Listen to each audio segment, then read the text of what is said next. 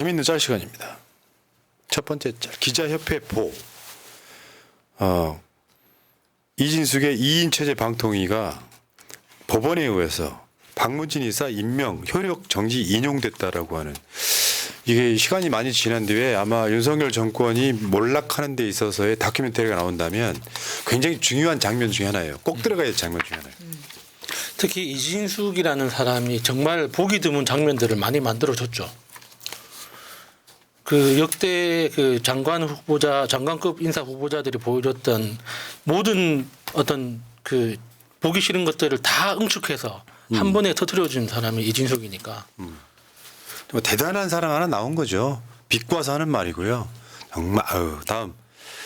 자, 김문수가 하는 짓이 김문수 TV나 청문회나 똑같더라 이 이야기예요.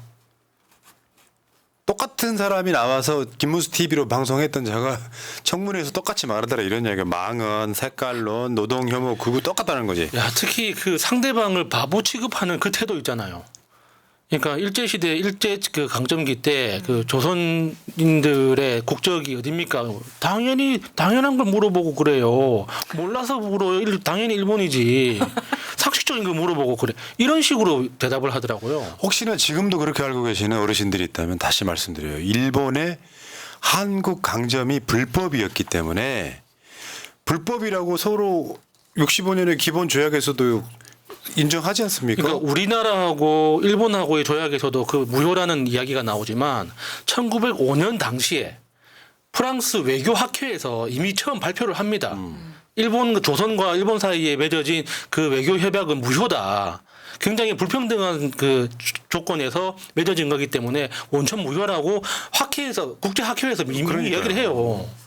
왜 집을 사기쳐가지고 집 문서를 뺏겨서 집주인이 바뀌었어요. 그럼 집주인이라는 사람 입장에서 이 집은 저 사기친 놈 집이에요라고 말하는 거랑 똑같잖아요. 다음. 꼬리가 몸통을 흔들다. 지금 뉴라이트가 역사학회를 흔들고 있고 태극기 부대가 보수를 흔들고 있다 이런 얘기예요. 그렇습니다. 자, 다음. 자, 보무당당. 김문수, 김영석, 이진숙. 일제 치하 국적 일본, 광복 인정, 노코멘트. 몇 회의 광복절 답 못해. 뭐 이런 식으로 보무도 당당하게. 이거는 어쩌면 아마 건전한 의미의 보수분들은 전혀 공감 못하실 만한 맞아요. 그런 내용이죠. 그래서 여론조사를 해도 지금 떨어지는 겁니다. 지지율이. 자, 다음. 김문수가 지금 극우 유튜브 하고 있습니다. 제주 4.3 사건은 명백하게 남로당에 의한 폭동이다. 그러니까 윤석열이 했던 내부 반국가 세력이 김문수다 이런 논리예요. 우리 사회 내부에는 자유민주주의 체제를 위협하는 반국가 세력들이 곳곳에서 함약하고 있습니다. 아, 여기 똑같아. 대표적으로 이제 푸른 나무 같은 인물들이 있습니다. 사실은 윤석열이가 반국가 세력인 거죠. 그렇죠. 자, 다음. 그저 기함할 뿐. 김문수 노동부 장관 후보자 입에서 나오는 그 쓰레기 같은 말들 있잖아요. 네. 김문수 입에서 김문수 대가리가 나오고 김문수 입에서 또 대가리가 나오고.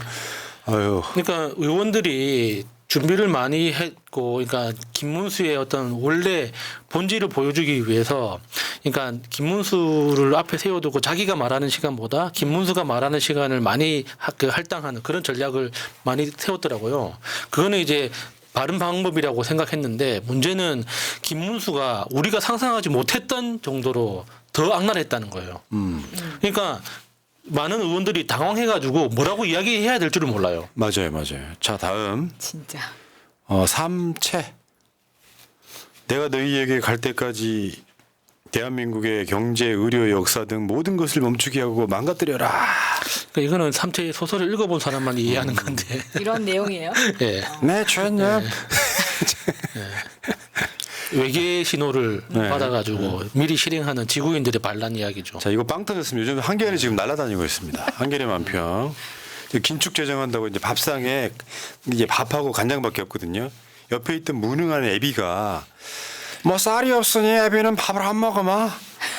이게 다 전 정권 때문이다 하면서 고기 지금 위스키 가방 메고 있네. 고기 이거 못 위스키 봤다. 명품백까지 메고 있어. 에라이 씨. 진짜 애들한테는 간장에 밥 한 그릇 주면서 자기는 스테이크에 과일까지. 정말 딱이네요. 자, 다음. 제일 심한 여기 윤석열 같은 놈아. 이거 굉장히 오래된 거거든요. 윤석열 집권하고 얼마 안 됐을 때 저런 놀이가 됐잖아요. 뭐 그런 욕도 한대요. 너가 아빠 윤석열, 너가 엄마 김건희 뭐 이런 욕도 한대요. 그래? 그래? 예, 요즘 초등학생들이 그렇게 한다고 하더라고요. 아, 그러니까 보통 주위에 보면 서울 같은 곳에는 보수 지지자도 꽤 있거든요. 나 진짜 윤석열 정권 지지한단 말 들어본 적이 없는 것 같아. 한 2년 사이에. 자, 다음에 낙수 효과. 이게 이제 지금 윤석열이가 잘못 알고 있거나 가짜로 선동하는 거죠. 낙수 효과 없습니다. 현재 낙수 효과가 없어요. 낙수 효과는 없다는 게 이제 현대 경제에서 대부분 다 중론이 됐죠. 맞아. 저걸 아직까지도 하고 있다는 건 진짜. 부자 감세를 하면 낙수 효과가 있어야 되는데 안 내려옵니다. 다음 한동훈이가 그 대통령실에 2026년도 의대 증원 유예안 2026년 내년에 올해는 그렇다 치고 내년에는 유예하면 안 될까요 했더니 쫙 찢어버렸어요. 그럴 수 있을 것 같아요. 그러니까 윤석열 입장에서 전 국민 전체적으로 보는 게 아니라 저 동훈이 같은 놈이 나를 좀 위험에 빠뜨리지가 않을까라고 의심의 눈초리로 그것만 보고 있는. 예. 자, 다음. 믿었던 간호사들마저 더 이상 힘들어서 못 해먹겠다. 보건노조 파업 D-1. 공교롭게도 국회에서 이제 이따 간호법이 통과가 됐습니다. 자, 넘어갈게요. 저 피해 의사 이게 굉장히 중요하거든요. 뭐 수술하고 이럴 때 이제 삽관하고 이러는 거를 의사가 해야 될 일인데 간호사들이 실제로 했잖아요. 이런 것들이 이제 합법이 되는 상황이고. 또 이제 최경락 만평한 보겠습니다. 진짜 중요한 타이밍에 또 시선 돌리게 한단 말이야. 나는 알겠어. 딥페이크 공포라는 게 예를 들어서 그냥 멀쩡한 보통의 어떤 여성의 얼굴을 이 나체 사진과 합성하는 걸 딥페이크라고 하잖아요. 근데 요즘 그게 너무 쉽게 할 수 있는 서비스가 등장하면서 굉장히 지금 많은 사람들이 손쉽게 지금 배포하고 있다는 거죠. 그러니까 하도 이재명을 때리냐 이제 최경락 씨한테 지금 우리가 비판을 했더니 혹시 당신의 사진도 하면서 초중고로 확산되는 딥페이크 공포 요걸 넣어서 차라리 이런 거나 하셔라. 근데 이 만평이 주는 메시지가 뭐예요? 그러니까요. 그러니까 그냥 머릿속이 좀 현상에 대한 그러신 분 같아요. 자, 다음에 독도 광구 국힘을 상대할 반일 자원의 보고 경인일보하고 저 중부일보 만평이 딱 이런 식이에요. 그러니까 민주당 비판 취향인 사람들이에요. 부정적으로 써놨잖아요. 지금 그림을 그려놨잖아. 국힘을 상대할 반일 자원의 보고. 넘어갈게요. 이재명 대표가 성남시장 때 한 말입니다. 이게 썩어 빠진 공직자들이 나라 돈 훔치고 국민을 지배하는 나라 언젠가 한 번은 꼭 대청소를 해야 됩니다. 대표님 대통령 되시면은 약속 대표님, 지키세요. 그렇죠. 대표님 당연히 하셔야 지키시겠지만 됩니다. 네. 대표님밖에 없어요. 우리는 못해요. 자, 다음에 한국전력 농사용 전기요금 체계 개편 방향. 스마트 농업 권장하면서 농사용 전기를 올리겠다고. 스마트 농업을 하면 전기가 필수. 상당수가 디지털화 되거든요. 네. 아유, 넘어갈게요. 제대로 가는 게 하나도 없습니다. 지금 이거 관련해 가지고요. 전 세계 에너지 그 G20 같은 경우에 에너지 이제 비중이 어떻게 되느냐 이건데 한국 한번 보세요. 맨 마지막에 한국입니다. 저게 화석연료예요. 이게 단순히 꼴찌여서 부끄럽다 이런 차원이 아니라 먹고 사는 문제하고 직결되는 거예요. 이게 이런 방식으로 계속하면은 2026년부터 이제 본격적으로 그 탄소 국경세가 적용되기 시작하는데 그러면 우리나라 수출 기업들 다 시장에서 빠져나올 수밖에 없습니다. 안 그러면 그 시장에서 가격을 올려야 되는데 탄소 국경세만큼 가격을 올려야 되는데 가격 경쟁력에서 밀리면 다 빠져나오는 거죠. 그러니까 재생 에너지를 안 쓰고 있는 에너지가 91%가 한국이라는 거예요. 역대급입니다 지금. 그러니까 이거를 문재인 정부 때부터 이제 살짝 돌려보려고 그랬잖아요. 그린 뉴딜 해갖고. 네. 다 좀 돌려버리니요. 야, 브라질은 아리백 거의 했는데 보니까. 깜짝 놀랐어요. 브라질이야 이제 그 국토의 특성 때문에 이제 강이 많고 그 강 중에서도 이제 이 낙차가 큰 강들이 많다 보니까 그걸 활용하는 어떤 수력 발전이 잘 돼 있어서 이런 결과가 나오는데 예. 이게 우리가 눈여겨 볼 건 뭐 캐나다나 독일 같은 케이스죠. 이제 기술을 집중 투자해 가지고 이런 결과를 만들어냈으니까. 자, 근데요. 윤석열이가 지금 저 체코에 원전 수출한다고 수출 정해진 것도 아니고요. 우선 협상 대상자라고 지정이 됐는데 미국 이어서 프랑스도 체코 당국의 한국 원전 수주 항의. 지금 내가 봤을 땐 못할 가능성이 되게 높은 상황이에요. 근데 지금 그거 한다고 체코로 간다는 거 아니야? 김건희랑 같이. 네. 창피해. 특히나 이제 프랑스도 지금 크게 화가 났지만 미국 그 웨스팅하우스에서 지적재산권 가지고 문제 걸기 시작하면 우리나라는 사실 할 수 있는 게 그래서 없거든요. 문제 걸었기 때문에 네. 살 것 같아요. 마차님. 네. 대통령실이 답변이 뭐라고 했는지 알려드릴게요. 한미 동맹으로 해결한답니다. 아. 근데 해리스가 대통령이 당선돼도 크게 우리나라에 관심이 없을 것 같은데. 자, 다음 결의안입니다. 깨알 같아서 여러분 잘 안 보이실 거예요. 결의안을 읽어드릴게요. 일본 정부는 후쿠시마 원전 오염수의 해양 방류 결정을 전격 발표했다.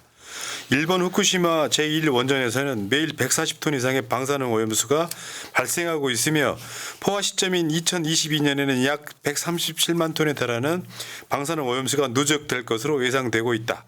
일본 정부의 발표에 따르면 2023년부터 30여 년에 걸쳐 약 137만 톤에 달하는 방사능 오염수가 바다로 버려지게 된다. 일본 정부는 깨끗하고 안전하게 관리된다고 주장하지만 하면서 여기에 대한 반대 의견을 냈던 저 결의안. 저게 국민의힘이 2021년 4월 달에 발표한 결의안입니다. 오늘 국회 본회의에서 국민의힘 의원이 나와가지고요. 괴담 이야기하는데 솔직히 말해 사리가 느껴지더라고요.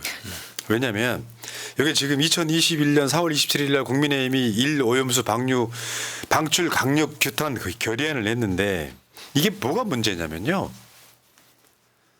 얘네들이 문재인 정부 때는 저딴 식으로 해놓고 어제 그 대통령실 정책실장 나와서 하는데 정책실장이 과학 이야기를 막 해요.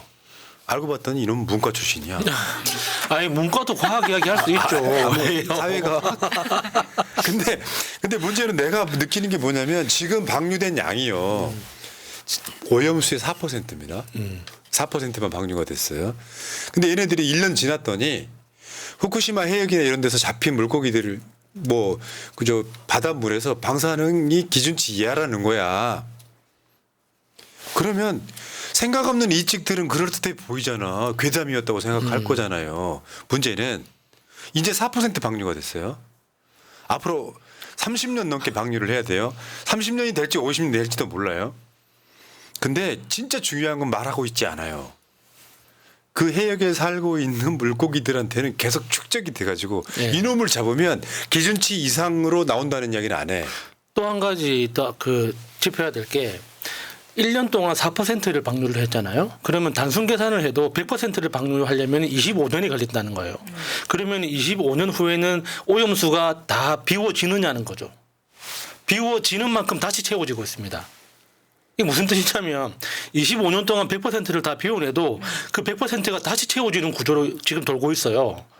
지금 오염수의 4%를 지금 방출했다지만 그 4%만큼 줄은 게 아니라 4%만큼 다시 채워지고 있어요. 그럼 무한이네. 그래서 무한에 가는 거예요. 그러니까 국민의힘이 윤석열이가 국민을 속이고 있는 행위예요.